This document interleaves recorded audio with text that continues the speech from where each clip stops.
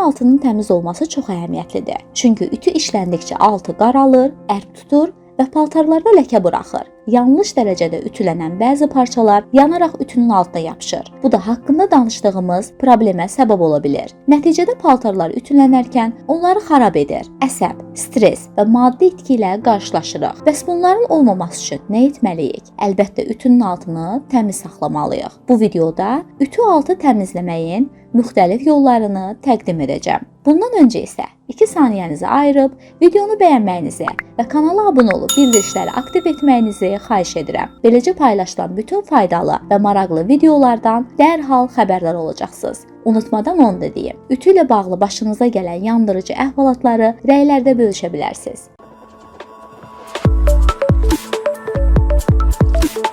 1. Ütünü limon və soda ilə təmizləmək. Bu üsulu özüm də tez-tez istifadə edirəm. Limon və soda birlikdə möcüzələr yaradır desək, yanılmarıq. Limon və soda birlikdə istifadə edilərsə, nə çirk qalar, nə də ki ləkə. Bu xüsusiyyəti ütünün altını təmizləməkdə də keçərlidir. Limon və sodanı qarışdırın və ütünün altına sürtün.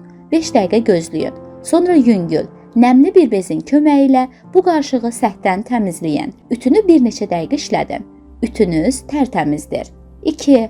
Ütünü yağlı kağız ilə təmizləmək. Ütünüzü yağlı kağız və iri duz istifadə edərək də təmizləyə bilərsiniz. Əvvəlcə ütü masanızın üzərinə yağlı kağız sərin. Üzərinə 1 yemək qaşığı iri duz səpin. Ütünü ən yüksək dərəcəyə qoyub qızmasını gözləyin. Kifayət qədər qızdıqdan sonra da çox təzyiq etmədən duzu ütüləməyə başlayın.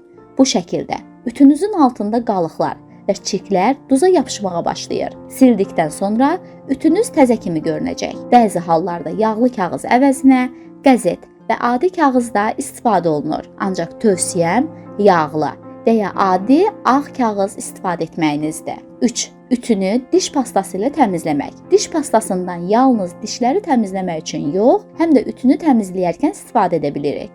Bunun üçün ütünün altına, çirkli hissələrə az miqdarda diş pastası sürtmək lazımdır. Diş macununu yavaşca əlinizlə ovxalayaraq sürtsəniz, ütüyə zərər dəyməyəcək. Bunu etdikdən sonra bir neçə dəqiqə gözləyirik və ütünün buxar funksiyası ilə birlikdə işlədirik. Təmiz bir bez götürüb buxarlı şəkildə ütüləməyə başlayırıq. Beləcə ütünün altı tamamilə təmizlənəcək. Tez-tez istifadə edilən bu üsullardan başqa bir neçə əlavə vasitələr də var ki, onlar da ütünüzü təmizləyə bilərsiniz.